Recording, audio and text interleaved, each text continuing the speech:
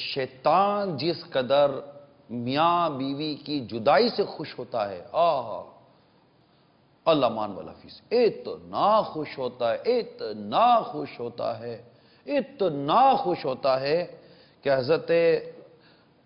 سیدنا جابر رضی اللہ تعالی عنہ نبی کریم رؤوف الرحیم صلی اللہ تعالی علیہ وسلم سے روایت فرماتے ہیں کہ پیارے آقا صلی اللہ تعالی علیہ وآلہ وسلم نے ارشاد فرمایا، ابلیس لعین پانی پر اپنا تخت بچھاتا ہے، ابلیس پانی پر اپنا تخت بچھاتا ہے،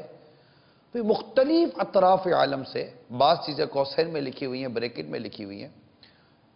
اور جیسے یوں سمجھے کہ حدیث کا خلاصہ ہے، پھر مختلف اطراف عالم سے اپنے لشکر بھیجتا ہے اطراف میں. ان لشکروں میں ابلیس کے سب سے زیادہ قریب درجہ اس کا ہوتا ہے جو سب سے زیادہ فتنہ مچاتا ہے. اس کے بعد ایک جماعت واپس آ کر اس کو کہتی ہے، کیونکہ اس نے مختلف جگہ پر فتنے کو برپا کرنے کے لیے جماعتیں تو پھیلا دیں، اب ایک جماعت واپس آ کر اس کو کہتی ہے میں نے فلاں فتنہ کیا. ابلیس کہتا ہے تو نے کچھ بھی نہیں کیا. پھر ایک اور آج کر کہتا ہے میں نے ایک آدمی کو اس وقت تک نہیں چھوڑا جب تک کہ اس کے اور اس کی بیوی کے درمیان جدائی نہیں ڈال دی.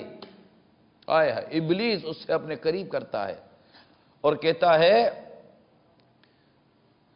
تو کتنا اچھا ہے،